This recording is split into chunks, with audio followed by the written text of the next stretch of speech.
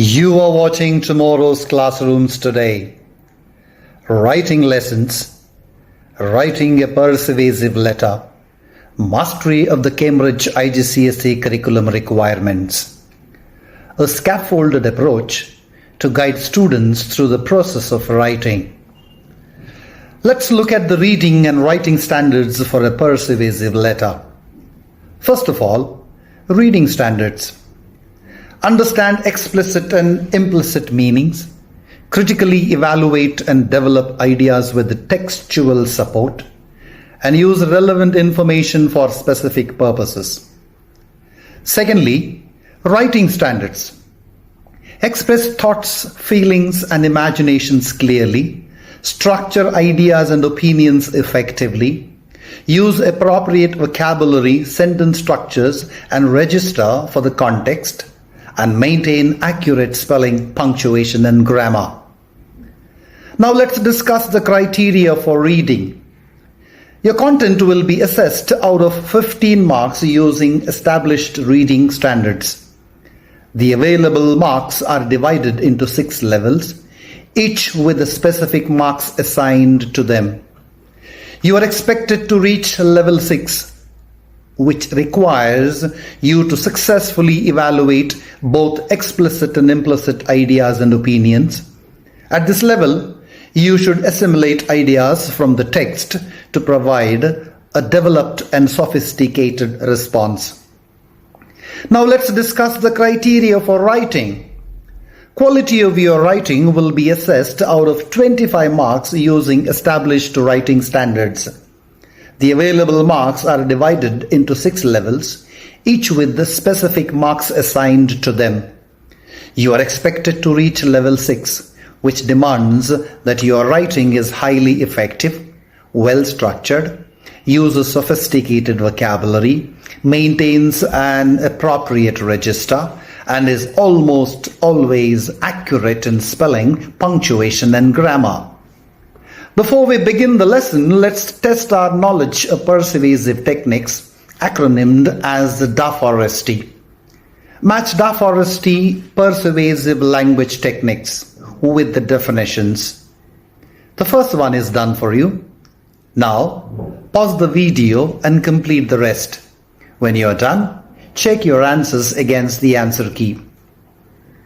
Now let's focus on the writing prompts as you would see in your Cambridge IGCSE First Language English paper. Before you begin, read the prompt carefully. Understand the topic and context of the letter. Identify the point of view or the perspective from which it should be written. Take note of the bullet points that tell you what to include in your letter. Most importantly, keep in mind the word limit. Now read text A carefully and annotate it to highlight relevant ideas as prompted by the bullet points. Use color coding to specify different colors to each bullet point. For example, red for bullet point 1, green for bullet point 2, and blue for bullet point 3. Also read text B carefully and annotate it to highlight relevant ideas as prompted by the bullet points. Use color coding as you did it for text A.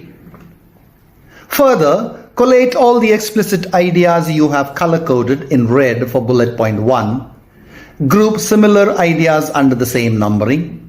Interpret the explicit ideas and identify the implicit meanings. Also, collate all the explicit ideas you have color coded in green for bullet point 2. Group similar ideas under the same numbering as you did it for bullet point 1. Again, interpret the explicit ideas and identify the implicit meanings. Yet again, collate all the explicit ideas you have color coded in blue for bullet point 3. Group similar ideas under the same numbering as you did it for bullet point 1 and 2. Now, interpret the explicit ideas and identify the implicit meanings. Follow the sentence frame, which is also the structure of the letter, to write the final draft of your persuasive letter. P1 to P9 refer to the number of paragraphs and how they are separated from each other. The date is the day you are writing the letter, formatted specifically.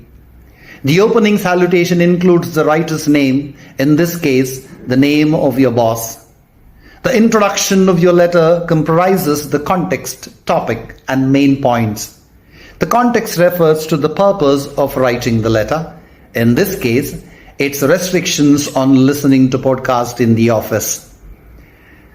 The topic refers to subject matter of the letter. In this case, it's listening to podcasts.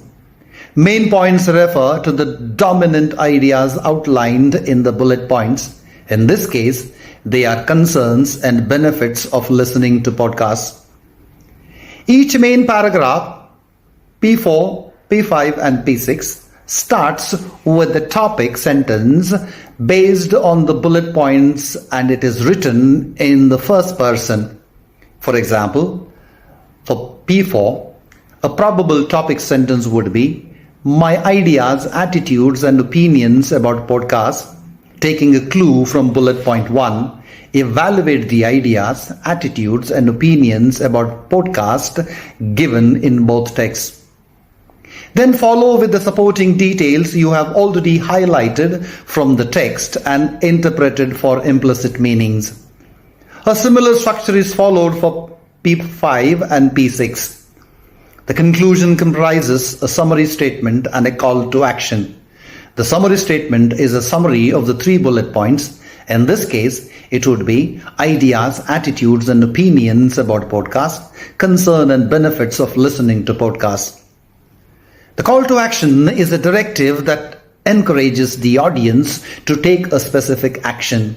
In this case, it is allow staff to listen to podcasts at the workplace. Finally, include a casual closing statement and a complimentary close. The final draft of your letter should be structured somewhat like this. This is a hands-on exercise to apply learned techniques in writing a persuasive letter.